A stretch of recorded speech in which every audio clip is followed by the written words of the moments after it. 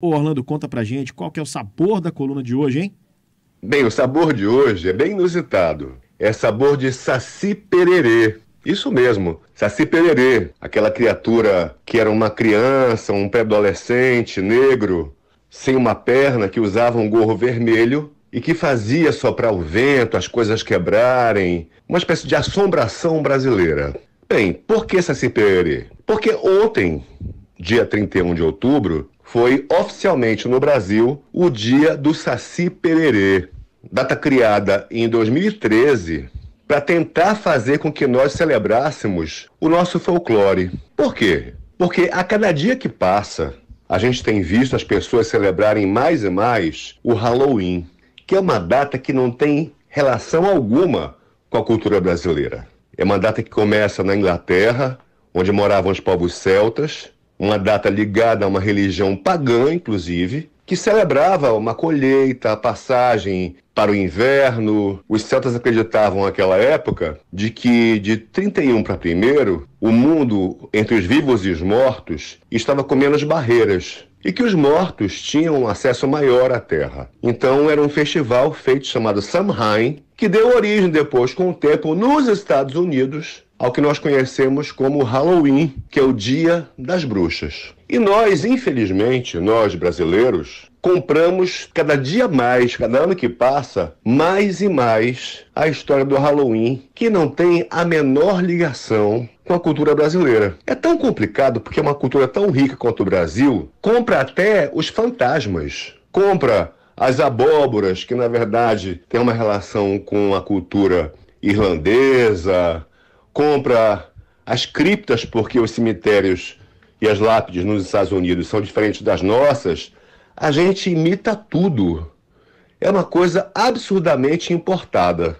Importada, inclusive, por uma questão comercial.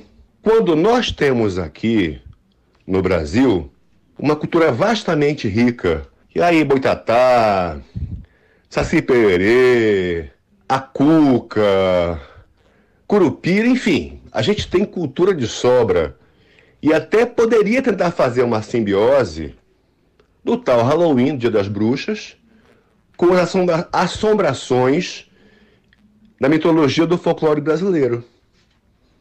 Mas nem isso, infelizmente, não acontece. E aí eu vou falar a vocês uma frase que eu usei nas redes sociais.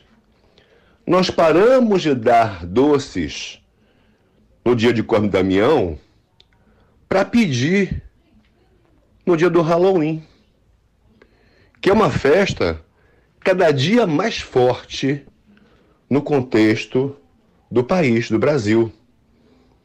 Eu vi reportagens, por exemplo, de condomínios que fizeram festas em todo o condomínio. Espera aí, a gente não poderia fazer alguma coisa que valorizasse mais o que é nosso brasileiro? Mas parece que isso não tem o menor interesse, né?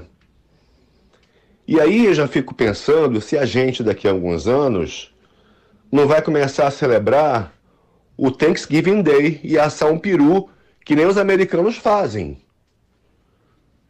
O Thanksgiving Day é o Dia de Ação de Graças e nos Estados Unidos ele é tão importante ou mais importante, inclusive, que o Natal.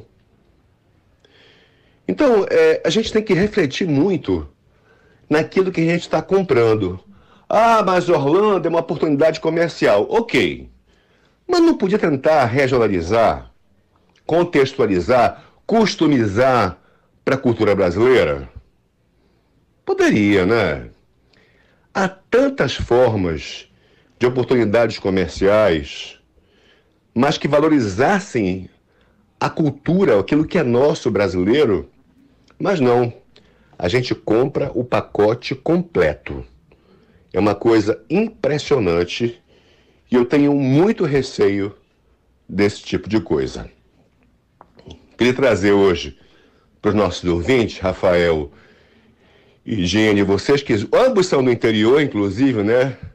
Devem conhecer bem Saci Pererê, o Anselmo, a história do Curupira, Boitatá, Jurupari, enfim.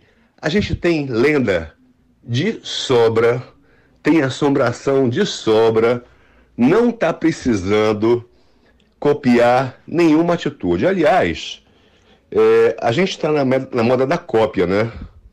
Até em relação às eleições. A gente acabou de ter uma eleição no país, e aí uma eleição no país não é time de futebol jogando, eu não posso torcer pelo Flamengo ou pelo Vasco, eu preciso torcer pelo Brasil, porque é um time só. E aí, na eleição, um presidente perde e o outro ganha. Natural que se faça as pazes, o armistício após a eleição, e que eu, cidadão brasileiro, venha torcer pelo país, pelo Brasil. Mas eu já ouvi muita gente querendo que o Brasil se ferre para provar que o seu candidato era melhor que o outro. Opa! Tá parecendo o Trump nos Estados Unidos, né?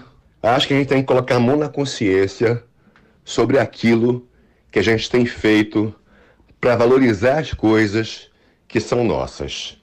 Fica a dica, vamos valorizar a cultura brasileira e vamos defender, em primeiro lugar, o Brasil. Ninguém é maior do que nós, em termos de importância. As pessoas passam, o que vai ficar é o país. #pensa. Hoje eu não queria tocar música, eu queria dar uma dica de uma série, já que falamos aqui dos mitos que povoam a iconoclastia, os mitos que povoam as assombrações brasileiras.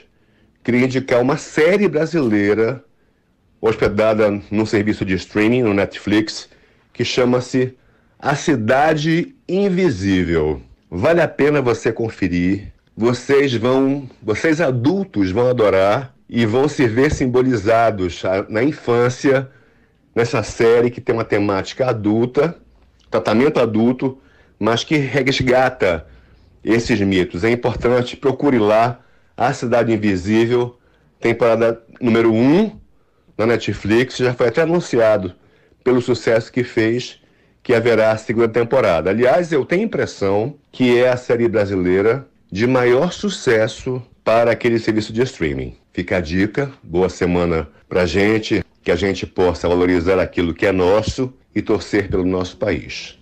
Bom dia.